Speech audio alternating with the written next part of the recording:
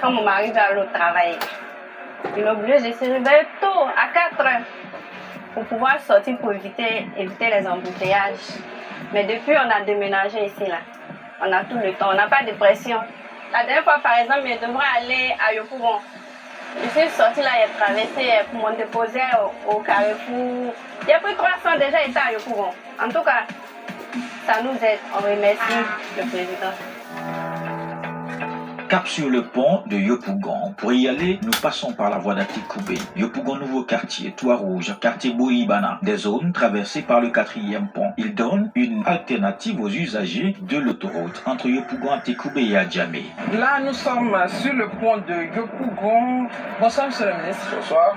Le choix n'est pas fortuit, car ici, le ministre de l'équipement et de l'entretien routier va répondre à la question du péage. La problématique du péage qui préoccupe surtout les Ivoiriens. C'est votre première intervention depuis la réalisation du pont de Yopougon.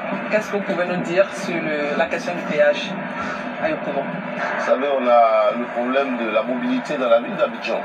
Nos compatriotes qui habitent la commune de Yopougon et qui doivent venir travailler soit au plateau, aller à Tréville, aller à Makori, aller à Koumansi, il y avait une seule route qui devait affronter, c'est la voie du Banco. Et même pour venir juste à côté à Djamé, à Nangu, à Beauvoir, souvent en partant du 16e arrondissement, pour arriver à Djamé, ces populations-là pouvaient mettre au moins 2 heures dans l'embouteillage. Donc c'était un gros problème d'engorgement au niveau de la circulation. C'est pour ça que depuis que le président Alassane Ouattara est là, il a décidé donc de travailler pour améliorer la mobilité donc, dans la ville d'Abidjan, qui compte à peu près environ 6 millions de personnes. Donc toutes ces personnes doivent pouvoir donc, se déplacer aisément. Donc le premier pont qu'il a fait, le président Ouattara a construit, c'est le 3e pont, le pont Henri Konan-Bédié. Le 2e pont qui est le pont de Gaulle, qui était fini en 1970. Il a fallu attendre 44 ans, c'est-à-dire en 2014, pour avoir le 3e pont d'Abidjan. Et ici, on a le 4e pont qui permet donc de relier Yopougon à Adjamé. Comme je le disais, c'est un problème donc de mobilité. Avant que ce pont ne soit construit, aux heures de pointe, un compatriote qui habitait le 16e arrondissement de Yopougon, s'il voulait venir à Djamé, à Nangu, à Beauvoir, il mettait en moyenne 2 heures aux heures de pointe. Aujourd'hui, ce même compatriote met environ moins de 10 minutes pour arriver donc à Djamé. Vous voyez, c'était un gain considérable. Mais toutes ces infrastructures, il faut pouvoir les entretenir. Donc le péage qui est là, ce n'est pas pour financer la construction de l'ouvrage, parce que les pays où on finance la construction de l'ouvrage, le passage des véhicules, c'est pas 500 francs CFA. Là, c'est juste pour pouvoir donc permettre l'entretien de l'ouvrage. C'est pour ça que ce péage a été construit. En tout cas, aujourd'hui, on voit que depuis la mise en service donc, de cette importante infrastructure, en janvier 2024, juste avant la carte, 11 mois après, on constate qu'en moyenne, nous avons 44 000 véhicules qui passent par jour. Et vous voyez que du côté du Banco, aujourd'hui, les matins, il n'y a plus trop d'embouteillage. Donc ça contribue énormément à une meilleure circulation donc, des populations. Mais je vous dis que le projet n'est pas fini.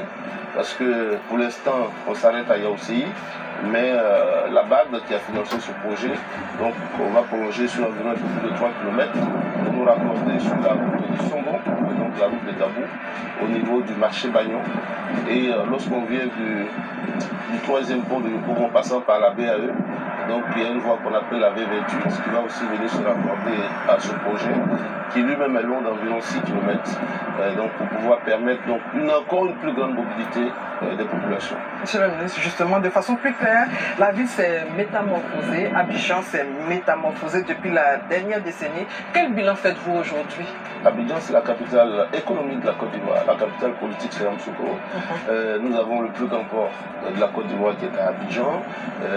La grande majorité des activités économiques se passent à Abidjan. Et donc, une telle ville qui a environ 6 millions d'habitants, les problèmes de mobilité et de déplacement, ce sont des problèmes qui sont extrêmement importants. Et à Abidjan, il y a beaucoup de lagunes. Évidemment, pour franchir toutes ces lagunes, il faut des ponts. C'est pour ça que nous sommes ici sur le 4e, le 5e sur le pont Alassane Ouattara. Et donc, vous voyez qu'on a construit plusieurs ouvrages au niveau de la lagune. Mais aussi, il y a plusieurs autres échangeurs. Hein. Actuellement, vous allez à Kouaba, il y a un échangeur qui est en train d'être fait. S'il plaît à Dieu, à la fin de cette année, les travaux vont s'achever. Il y a l'échangeur du Grand Carrefour de Koumassi, qui va sûrement finir fin juillet 2025. Si vous déportez sur le boulevard Mitterrand, ancien Mitterrand, actuellement Kofi Gado, nous avons donc plusieurs échangeurs qui sont en construction. Hein. L'échangeur de l'école de police, l'échangeur de la Riviera 3, l'échangeur de la Riviera Palmeraie. Ces trois échangeurs sont financés par la coopération japonaise.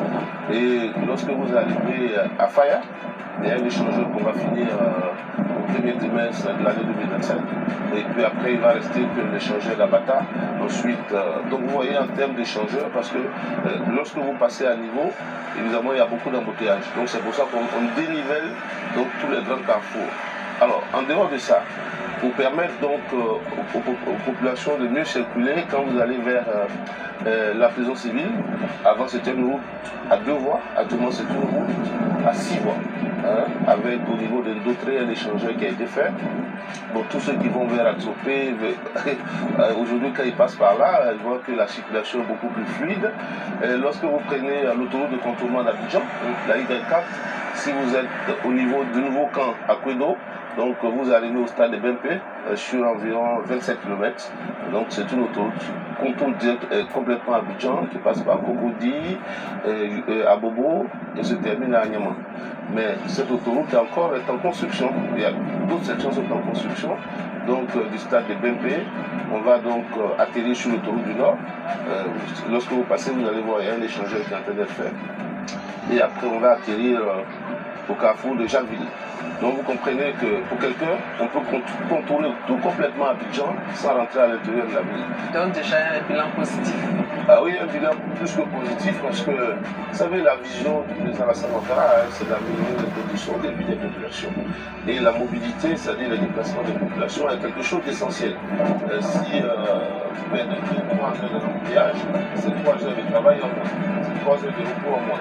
Si les enfants ne peuvent pas se déplacer facilement pour aller à l'école, donc les problèmes de mobilité sont au cœur de la politique du président et on voit que les choses s'améliorent à Abidjan et les populations sont très émergentes, je pense. Monsieur le ministre, justement, comment voyez-vous l'avenir? Là, nous parlons de perspectives. Alors, en termes de perspectives, il y a beaucoup d'autres projets. Il y a d'autres projets. Aujourd'hui, lorsque vous quittez Gerville et que vous voulez aller vers Poissy, vous êtes obligé de revenir jusqu'à Koukoudi, prendre le 3e pont et repartir. Donc, on a un projet de pont qui va d'Abata au bord de la Lagune, va passer par l'île Désirée, puis après atterrir à Koumassi, une partie vers Pompier. Donc, tout ça pour permettre aux populations de mieux circuler. Sur Abidjan, il y a beaucoup de projets, c'est-à-dire d'abord même ces voies qui sont faites, il faut les entretenir pour pouvoir, parce que s'il y a des trous, vous avez donc, évidemment ça ralentit donc la circulation. Il y a beaucoup de projets comme ça qui sont dans le viseur et nous pensons que les choses vont aller de mieux en mieux, même le 4e pont sur lequel nous sommes. Vous voyez que pour l'instant, on atterrit au niveau de Nangui-à-Bourgois, mais Nangui-à-Bourgois sera en bas et ceux qui prennent le 4e pont vont rester en haut pour aller atterrir au niveau des sapeurs-pompiers. Donc tous ces projets sont dans le pipe et ça va se mettre en œuvre au fur et à mesure. Au fur et à mesure, monsieur le ministre, la mobilité, oui, la fluidité, oui, mais il y a beaucoup trop d'accidents sur nos routes et là, nous sommes à la veille des fêtes. Vous avez un mot. Alors, je voudrais lancer un appel à la population. Souvent, beaucoup d'Ivoiriens se plaignent pour dire qu'on met des godales sur les routes. Mais ce n'est pas un plaisir pour nous de mettre des godales, parce qu'au niveau de la sécurité routière, il faut faire très attention. Sur l'autoroute du Nord, c'est 120 km/h. Il y a des gens qui vont à 180. Mais quand vous allez à 180, vous allez trop vite. Parce que nous, quand on calcule la route, si vous roulez sur l'autoroute à 120 km/h, vous roulez en toute sécurité. Les nouvelles routes que nous construisons, on construit avec une vitesse de référence de 80 km/h. Donc quand vous êtes en 80 km/h, vous roulez en toute sécurité. Mais aussi à la traversée des villages. Il y a beaucoup de villages qui sont traversés par les routes. C'est là qu'on a le plus gros problème. Donc très souvent, il y a des enfants, il y a des personnes qui sont donc... il y a des accidents qui se passent là. C'est pour ça qu'on est contraint donc de mettre des dos d'âne à la veille des fêtes. Ce que je souhaite, ce que je conseille donc aux automobilistes, c'est de faire très attention, d'éviter tout ce qui est alcool, stupéfiant au volant, de respecter donc les vitesses et de faire attention chaque fois qu'ils vont traverser les agglomérations. Parce que c'est là que nous avons le plus grand nombre de problèmes. Je voudrais profiter de votre micro, comme on approche les fêtes de fin d'année, pour souhaiter une très bonne année 2025 à chacun, que l'année 2025 soit une année de paix et de prospérité pour notre pays. 2025 sera une année électorale, aussi bien pour les présidentielles que pour les députations. On souhaiterait que cette année de paix-là, les Ivoiriens intègrent la paix dans leur quotidien. Parce que tout ce qu'on a comme développement économique, on ne peut l'avoir que lorsqu'on a la paix. Donc, bonne année à tous, bonne année de paix et que nos pays puissent avancer encore davantage. Je vous remercie. Merci, monsieur le ministre. Ce pont que nous voyons ici, c'est un avantage pour nous les riverains. Pourquoi? Parce qu'aujourd'hui, pour se déplacer, aller au plateau, c'est un aérien d'État qui est déjà au plateau. Et nous demandons qu'ils accélèrent encore les boulots pour que tout finisse vite, parce qu'il y a encore des embouteillages. Avant, si tu sors de chez toi, tu t'as affronté les embouteillages de Sipores. Après d'avoir affronté les embouteillages de Sipores, l'autoroute même encore, avant d'atteindre le pont Ferraille, c'est pas la peine. Aujourd'hui, là, tout ce on m'appelle, allô camarade, est-ce que tu peux venir tout à l'heure à Djamé? Je ne dirais même pas que c'est à Yopougon, je dis que c'est à côté de toi. Parce que c'est rapide. Ça, vraiment, c'est très rapide aujourd'hui. On dit merci au chef de l'État, Alassane Ouattara.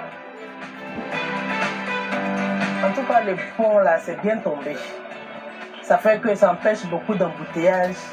À l'époque, les gens même garaient même les voitures au bateau là. Ils garent les voitures et puis ils prennent pinasse pour voiture. Mais depuis que l'échangeur est là, vraiment, tout le monde passe librement, c'est bien, il n'y a pas d'embouteillage. Et puis même quand tu as arrêté ici sur la route, tu vois, c'est trop beau, c'est joli à voir.